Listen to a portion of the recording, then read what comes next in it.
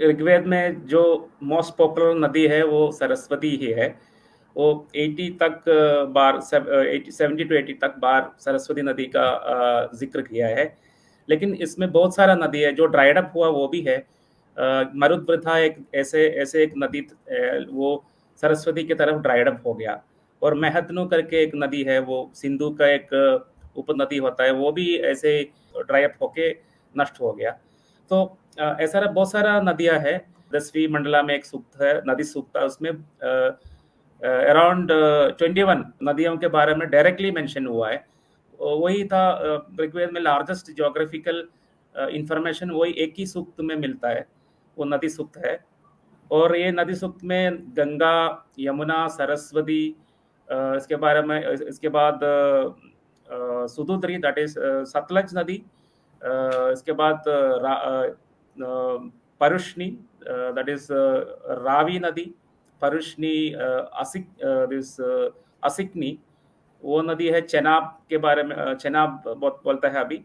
और वितस्ता, वितस्ता मरुद्विथा और वितस्ता, वो दो नदियां के बारे में बताता है। वितस्ता इज जलम रिवर, वो जलम नदी के, कश्मीर के जलम नदी है वितस्ता। इसके बाद सिंधु के बारे में बताया है। और बीच में दो दो उपनदियां है सिंधु का, आर्जिकीय और सुषोमा के बारे में बताया है। और सिंधु का ही पश्चिमी उपनदियां, उसमें कुबा है। कुबा इज काबुल रिवर, काबुल जो अफगानिस्तान का काबुल सिटी के पास से जा रहा है, काबुल रिवर, वो कुबा करके ऋग्वेद में जिक्र किया है। और गोमती एक नदी है, आज का नाम है गोमल, वो भी एक सिंधु का उपनदी है। और ये महतनू नदी है। क्रुमु, क्रुमु एक नदी का नाम है, वो कुर्रम का नाम है पाकिस्तान में, वो सिंधु का एक उपनदी है पश्चिम में।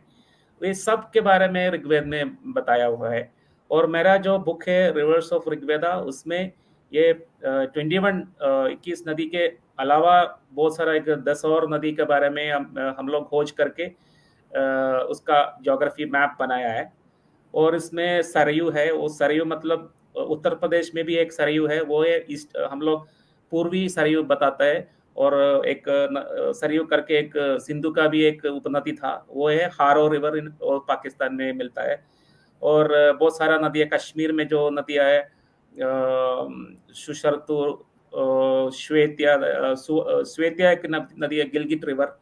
और सुशर्तु है, अनितफा है। और बहुत सारा ऐसा नदी है कश्मीर में, जो लद्दाख के पास, लद्दाख टेरिटरी में जो बहते हुआ, बहुत सारा नदियों के बारे में ऋग्वेद में मेंशन हुआ है। तो इतना ज़्यादा नदियाँ हैं, 45 नदियों का नाम ही ऋग्वेद में रहता है। और अभी आप एक एक यूनिक नदी के बारे में देखेंगे तो इतना ज़्यादा नदी एक एक मंडला में बताता हुआ दिखाएगा। और ये इधर देखिए कि एक एक मंडल में, एक एक ऋग्वेदिक एक एक मंडला में कौन सा नदियाँ नया नया हम लोग को मिलता है, वो सब इसमें इसमें टेबलेट किया है। एक एक यूनिक नदियाँ जो है वो सब हम लोग को इधर टेबल में मिलता है। तो इतना ज़्यादा नदियाँ के बारे में ऋग्वेद में मेंशन किया हुआ है।